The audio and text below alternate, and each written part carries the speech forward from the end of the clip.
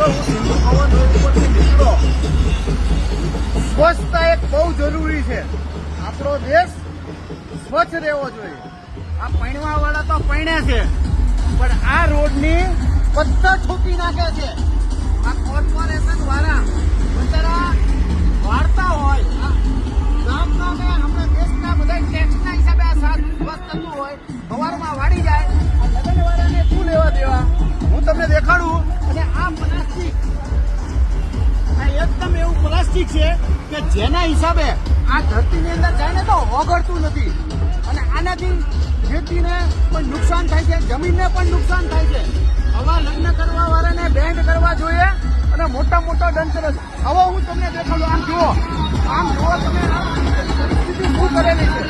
આ તમે પોતા માણસ ગમે એટલા મોટા હોય તો ઘણા બધા ઘણા બધા તમે ફટાકડા ફોડો એનો મને કોઈ સંબંધ નહીં. હું કોઈનો વિરોધ નથી કરતો મારા ભાઈ, બધા એન્જોયમેન્ટ કરો, પણ દેશને આપણી વસ્તુને નુકસાન થાય તો ક્યારે પણ ના કરવું જોઈએ. જો તમે બહુ ઉડાડે આ રીતે ના થવું જોઈએ. આવા લોકોને બેન્ડ કરવા જોઈએ. અને બીજા કારખાને કહું છું, કોમેન્ટ કરજો. અને આવા લોકો જ્યાં જ્યાં ફટાકડા ઉડાડતા હોય ને એમને આપણે કોર્પોરેશનને કહેવાનું છે કે આવા લોકોને જાહેરમાં કાઢે આવા વનગોડા. જય હિન્દ, જય ભારત. આ જોઈ શકો છો, આમ જો. અને પર્યાવરણને પણ કેટલું નુકસાન થાય. આ ટ્રાવેલ કોર્ટમાં લોકોને છે ને જેલ ભેગા કરવા જોઈએ. અને આ લોકોને તમે વસ્તુ એવી વાપરો કે રિસાયકલ થાય તો આવા લોકો પણ લઈ જશે.